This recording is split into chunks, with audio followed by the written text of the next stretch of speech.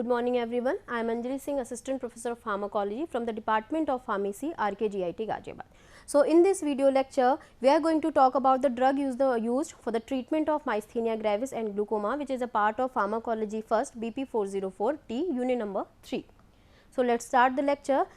So in this lecture we are going to talk about what are the drugs which can use in for the treatment of myasthenia gravis. तो जो इससे पहले हम लोग lecture series discuss कर रहे थे drug treatment for the autonomic nervous system. For example, we have earlier discussed about the cholinergic drugs, anticholinergic drugs, adrenergic drugs and antiadrenergic drugs and anticholinesterase drugs. So in this lecture we are going to discuss what are the uses of these drugs for the treatment of glaucoma and myasthenia gravis. So at first, what is myasthenia gravis? Myasthenia gravis is an autoimmune disorder. So what is autoimmune? Autoimmune means हमारा जो immune system है वो हमारे ही body के against काम करना start कर देता है. That means our immune system detect our own cells as the enemy. वो हमारी ही cells को अपना enemy detect करता है और उन्हें destroy करना start कर देता है. तो ऐसे जो disease होती है उन्हें हम बोलते हैं autoimmune disorders. So myasthenia gravis is an autoimmune disorders affecting about 1 to 10,000 population due to development of the antibodies directed to the nicotinic receptor और that is muscle and plate पे हमारा कौन सा nicotinic receptor है? We have earlier discussed NM receptor. Okay, तो इस NM receptor के antibodies बन जाते हैं. So reduction in the number of the free NM cholinoreceptors to the 1/3 of the normal और लेस. तो इसमें क्या होता है कि जो नॉर्मली हमारे फॉर एग्जांपल इस पर्टिकुलर एरिया में 8 निकोटिनिक रिसेप्टर्स हैं जिनके थ्रू इस मसल में प्रॉपर कॉन्ट्रैक्शन हो रहा है. यहाँ पे जो रिसेप्टर्स हैं इनका नंबर जो है वो डिक्रीज होकर रह जाएगा केवल 2, जिसकी वजह से यहाँ पे प्रॉपर मसल कॉन्ट्रैक्शन नहीं हो सकता है. So what are the reason for the myasthenia gravis? The first reason is structural damage to the neuromuscular junction. जो हमारा न्यूरोमस्कुलर जंक्शन है, व्हाट इज न्यूरोमस्कुलर जंक्शन? जहाँ पे एक नर्व फाइबर जो है वो एक मसल फाइबर के साथ में आके अटैच होता है. इस एरिया को हम बोलते हैं न्यूरोमस्कुलर जंक्शन. सो अगर ये आपका जो न्यूरोमस्कुलर जंक्शन है इस एरिया में कोई डैमेज हो जाए which is responsible for myasthenia gravis. So this results in weakness and easy flexibility on repeated activity with recovery after rest. तो यहाँ पे क्या होगा, मसल वीकनेस देखने को मिलती है जो भी पेशेंट्स माइस्थीनिया ग्रेविस से सफ़र करते हैं. So neuromuscular junction of myasthenia gravis patients, इसमें क्या डिफरेंस होता है? In myasthenia gravis the population of nicotinic receptor available at the muscle end plate for binding of the acetylcholine is markedly reduced due to their formation of the antibodies for this receptor. So basically यहाँ पे क्या होता है, आपकी जो motor and nerve ending है यहाँ पे हमारे NM रिसेप्टर प्रेजेंट होते हैं. इस नर्व एंडिंग से रिलीज होगा acetylcholine. The nature of the NM receptor as we have earlier discuss, the nature of the NM receptor is ligand gated ion channel receptor. Okay, so यहाँ पे होता है हमारा sodium ion channel. So whenever acetylcholine will release from the cholinergic nerve ending, it will bind to the NM receptor and will open the sodium ion channel and increases the conductance of sodium ion inside this muscle. तो जब इस muscle में sodium ion की conductance increase होगी तो यहाँ पे जो एक्शन पोटेंशियल जनरेट होता है उसे हम बोलते हैं end plate potential. And this end plate potential is further convert into muscle action potential, जिसकी वजह से हमारी मसल्स जो होती है उनमें प्रॉपर कॉन्ट्रैक्शन होता है. So in the case of myasthenia gravis यहाँ पे क्या होगा कि जो आपके निकोटिनिक रिसेप्टर है, this purple thing is the nicotinic receptor. ये आपका निकोटिनिक रिसेप्टर है. हमारी बॉडी में इसके एंटीबॉडीज जनरेट हो जाते हैं. For example this green thing is the antibody of the nicotinic receptor, जो कि क्या करेंगे, जो आपके nicotinic receptor muscle end plate पे प्रेजेंट हैं उनको जाके ऑक्यूपाई कर लेंगे, उनके ऊपर बाइंड हो जाएंगे. तो whenever acetylcholine will release from this nerve ending, it is not, this acetylcholine will not able to bind with its receptor. ये acetylcholine है, ये अपने रिसेप्टर पे बाइंड नहीं कर पाएगा बिकॉज ये रिसेप्टर ऑलरेडी ऑक्यूपाइड है आपकी निकोटिनिक रिसेप्टर एंटीबॉडी से. तो जो हमारे एसिटाइलकोलिन मॉलिक्यूल, फॉर एग्जांपल यहाँ पे पहले 8 रिसेप्टर थे और 8 एसिटाइलकोलिन मॉलिक्यूल रिलीज होकर अपने रिसेप्टर पे बाइंड करके मसल कॉन्ट्रैक्शन शो करते थे. अब यहाँ पे क्या होगा कि जो आपके रिसेप्टर्स हैं उनका नंबर ऑफ रिसेप्टर्स कम हो जाएंगे. ठीक है, जिसकी वजह से एसिटाइलकोलिन मॉलिक्यूल अगर यहाँ पे रिलीज होते हैं तो उनके पास बाइंडिंग के लिए रिसेप्टर अवेलेबल नहीं रहेंगे. So if the receptor is not available after some time acetylcholine is with degrade by the cholinesterase enzyme. जो एसिटाइलकोलिन है वो कोलिनेस्टरेज एंजाइम्स को डिग्रेड कर देगा कोलिन और एसीटेट में। तो यानी कि जैसे ही यहाँ पे एक एसिटाइल कोलिन मॉलिक्यूल रिलीज होगा वो अपने रिसेप्टर पे बाइंड होगा, after some times this acetyl choline molecule will degraded by acetyl choline esterase enzyme into choline and acetate. तो यानी कि स्टार्टिंग में हमारी मसल में कॉन्ट्रैक्शन होगा, देन जैसे ही काम खत्म होगा आपकी मसल जो होंगी वो रिलैक्स हो जाएंगी। This is a normal process, but during myasthenia gravis acetyl choline molecule को बाइंडिंग साइट्स नहीं मिल पाती हैं, जिससे हमारी मसल्स में प्रॉपर कॉन्ट्रैक्शन नहीं होता है। So this is all about the pathophysiology of the myasthenia gravis. Now will discuss the treatment for this, कि हम इसके लिए क्या ट्रीटमेंट दे सकते हैं। So we are using the anticholinesterase drugs. Okay, so anticholinesterase drugs will inhibit the enzyme choline esterase, allowing the same acetylcholine molecule to bind with this receptor to one or more times. जो आपका acetylcholine molecule है, for example this is the cholinergic nerve ending, this is muscle and plate, यहाँ पे हमारा NM receptor है, acetylcholine molecule यहाँ पे release होगा, receptor के साथ बाइंड करेगा, आफ्टर दैट यहाँ पे आपका कोलिनेस्टरेज एंजाइम है जिसको डिग्रेड कर देगा एसीटेट और कोलिन में। But when we are giving the anticholinesterase drugs, these drugs will inhibit this enzyme and potentiate the acetylcholine, ये acetylcholine को potentiate करेंगी। यहाँ पे क्या होगा कि आपका जो acetylcholine है वो एक से ज़्यादा बार भी अपने रिसेप्टर के साथ में इंटरेक्ट कर पाएगा। तो यानी हमने क्या करा, बॉडी ने ऑटोइम्यून डिजीज़ है, एंटीबॉडी जनरेट कर चुकी है बॉडी रिसेप्टर्स के लिए, तो हम नंबर ऑफ रिसेप्टर्स को इंक्रीज नहीं कर सकते हैं। तो हमने क्या करा, हमने लाइफ स्पैन ऑफ एसिटाइलकोलिन को इंक्रीज कर दिया, हमने एसिटाइलकोलिन का ड्यूरेशन ऑफ एक्शन बढ़ा दिया है। So for the treatment of myasthenia gravis we can use neostigmine, which is an anticholinesterase drug which will prevent the breakdown of acetylcholine by inhibiting the enzyme of choline esterase.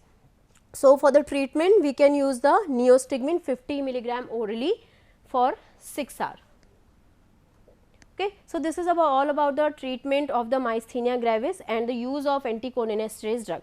The next topic of this lecture is drug treatment for glaucoma. So glaucoma is a disease which is related to the eyes. So glaucoma is a group of disease characterized by a progressive loss form of optic nerve damage.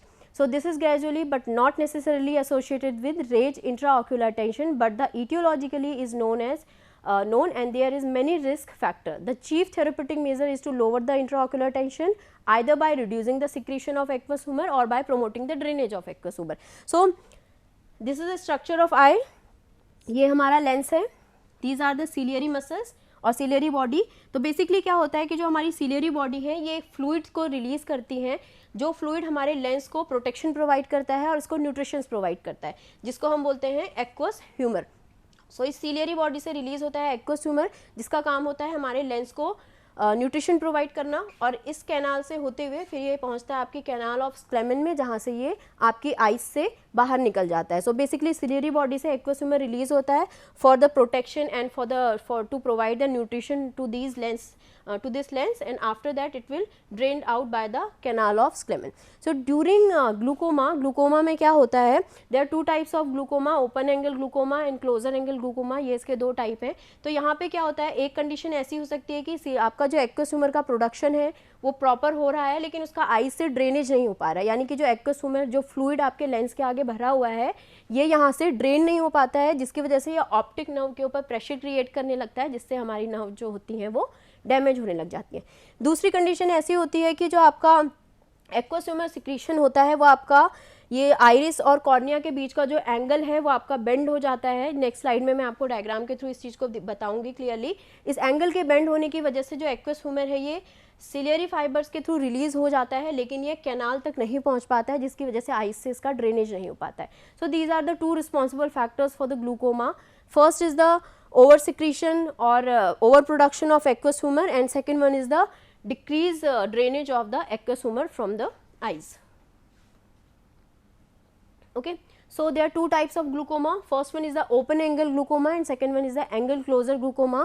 So in open angle glaucoma it is probably a genetically predisposed disorder or disease affecting patency of the tubular meshwork which is gradually lost in past middle age. So basically as you can see in this diagram, जो हमारी ciliary body है यहाँ से aqueous humour का production हो रहा है, जो कि फिर इस रूट को ट्रैवल करते हुए आपके आउटर कंपार्टमेंट में पहुँच के फाइनली कैनाल ऑफ स्क्लेमन से हमारी आइज़ के बाहर चला जाता है। ठीक है, सो अगर कोई ऐसी जेनेटिकली कंडीशन आए कि जो आपकी ये कैनाल है इसका जो टेबुलर मेशवर्क है ये काफ़ी आपका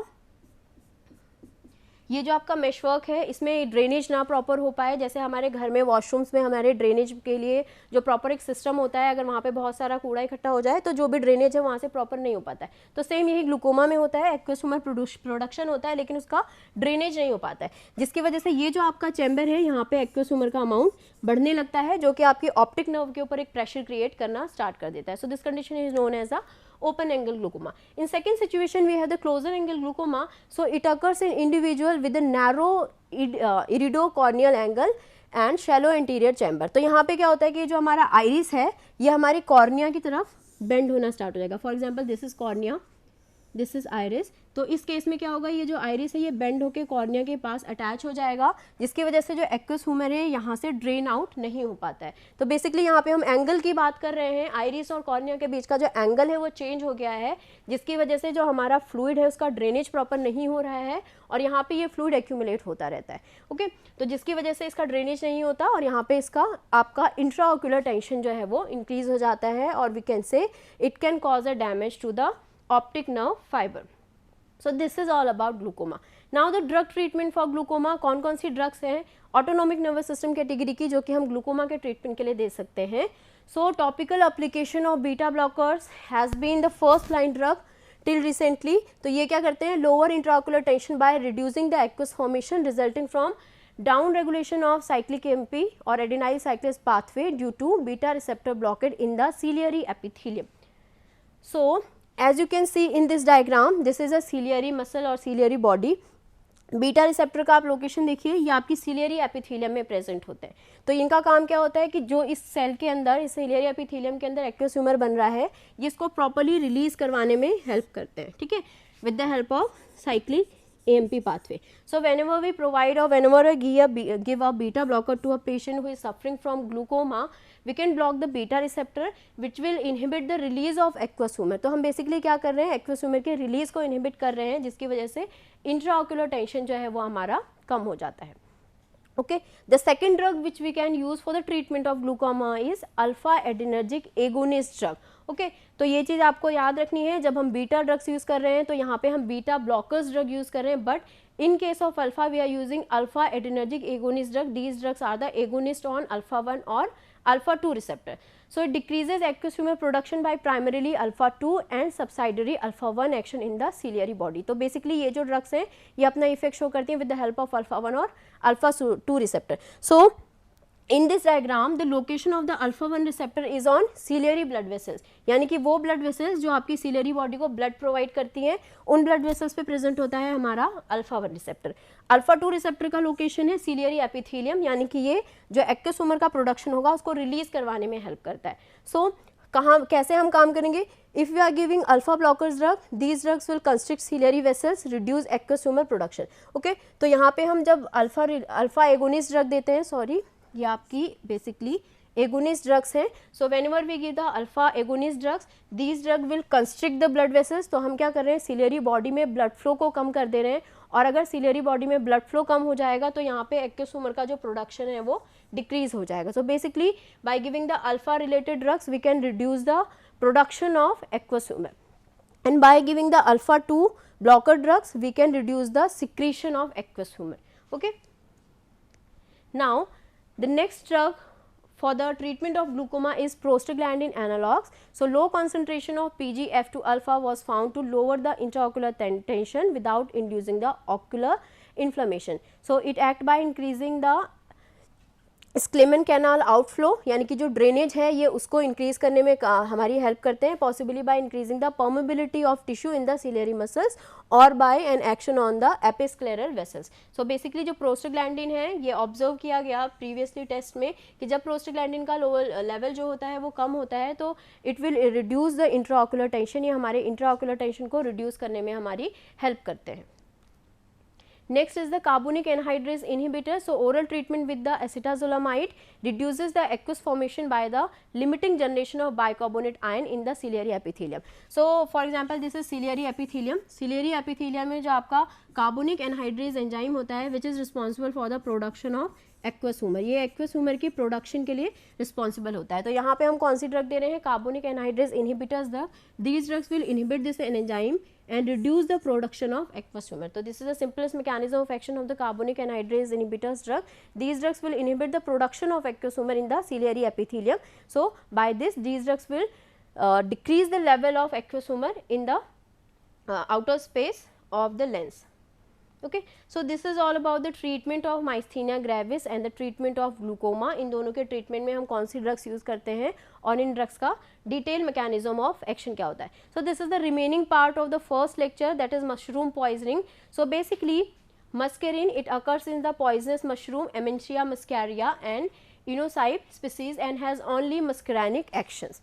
So it is not used therapeutically but is of the toxicological important. ये जो है मशरूम पॉइजनिंग में यहाँ पे जो हमारे दो मशरूम्स हैं इनको हम लोग क्लिनिकली यूज़ नहीं करते हैं due to its toxicological property, but toxicological studies में इनका यूज़ किया जाता है. So what is mushroom poisoning कि किसी पर्सन ने इनमें से किसी भी रिलेटेड प्रोडक्ट का अगर उसने एक लिमिटेड अमाउंट से ज़्यादा कंजप्शन कर लिया है तो उस केस में मशरूम पॉइजनिंग की कंडीशन देखने को मिलती है. So we have broadly categorize this mushroom poisoning into 3 category. First one is the muscarinic type or early mushroom poisoning. Okay, so in early mushroom poisoning due to inocybe, this type of mushroom and related species, symptom characteristics of muscarinic action appear within an hour of eating the mushroom and are promptly reversed by atropine. तो यानी कि अगर किसी person ने इनोसाइब species के mushroom का consumption कर लिया है तो उसमें ये मशरूम पॉइजनिंग देखने को मिलेगी, जिसको हम बोलते हैं मस्करैनिक टाइप ऑफ पॉइजनिंग और अर्ली मशरूम पॉइजनिंग. इसके लिए जो हम एंटीडोट यूज़ करते हैं वो है हमारा atropine.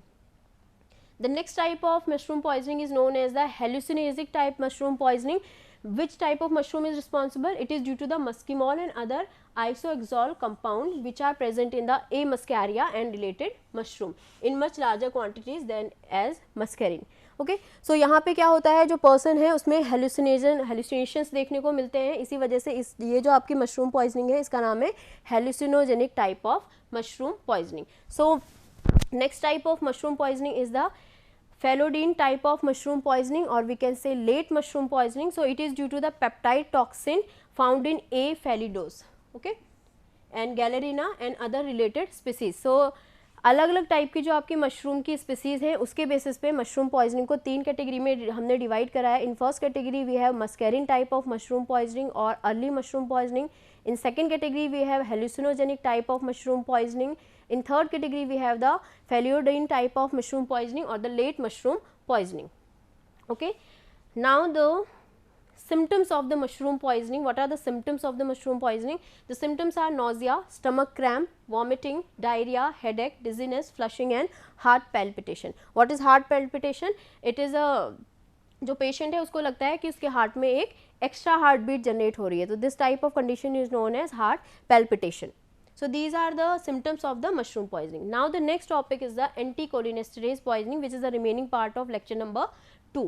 So we have already discussed about the anticholinesterase drugs. These drugs will inhibit the enzyme cholinesterase and will potentiate the effect of acetylcholine.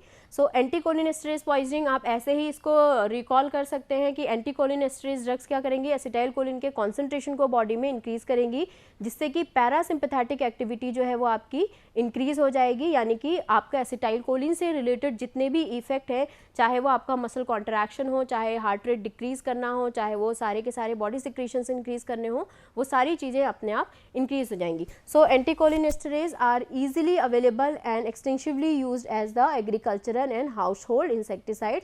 Accidental as well as suicidal and homicidal poisoning is common. So anticholinesterase जो drugs होती हैं उनमें से जो कुछ drugs हैं उनको farmers जो होते हैं वो इंसेक्टिसाइड्स और पेस्टिसाइड के फॉर्म में यूज़ करते हैं. सो उस केस में ये जो ड्रग्स हैं अगर ये आपकी बॉडी में एक रिक्वायर्ड अमाउंट से ज़्यादा है, इनका लेवल ज़्यादा है, तो उस केस में ये ड्रग्स जो होती हैं वो एंटीकोलिनेस्टरेज पॉइजनिंग जो है वो कॉज कर सकती है. For example organophosphate poisoning.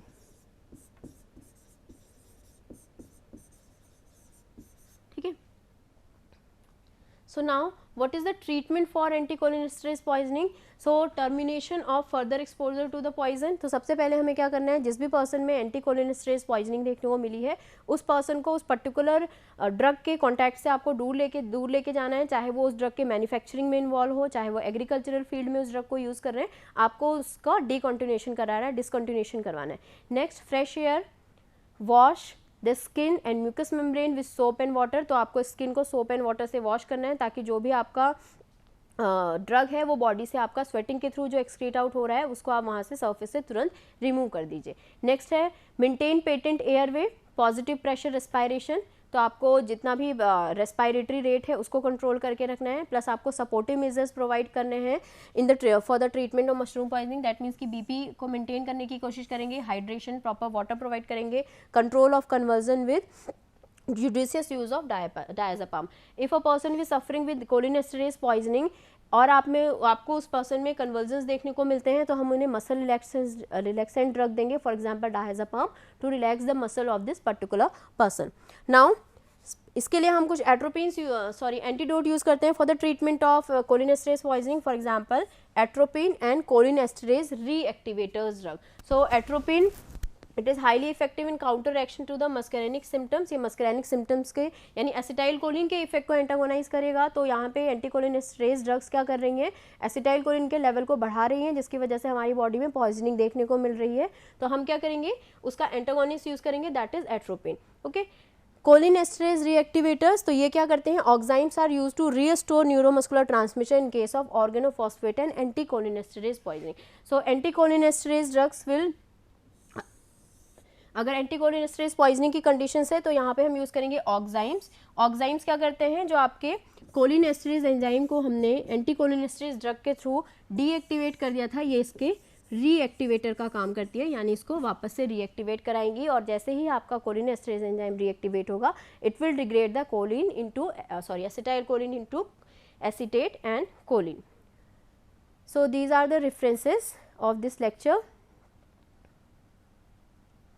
So in this lecture we have discussed about the drug treatment of myasthenia gravis, okay, drug treatment for glaucoma, mushroom poisoning, different types of mushroom poisoning and anticholinesterase poisoning, and what are the antidotes which we can use for the treatment of mushroom poisoning. Okay, for the treatment of myasthenia gravis we are using the anticholinesterase drugs, for example neostigmine, which will potentiate the acetylcholine, which will causes better muscle contraction. And for the treatment of glaucoma we are using beta blocker drugs, alpha agonist drugs and alpha blocker drugs, plus we are using the prostaglandin analogs drugs, and at the end we are using the carbonic anhydrase inhibitors drug. These drugs will inhibit the synthesis of or the production of aqueous humor. Okay.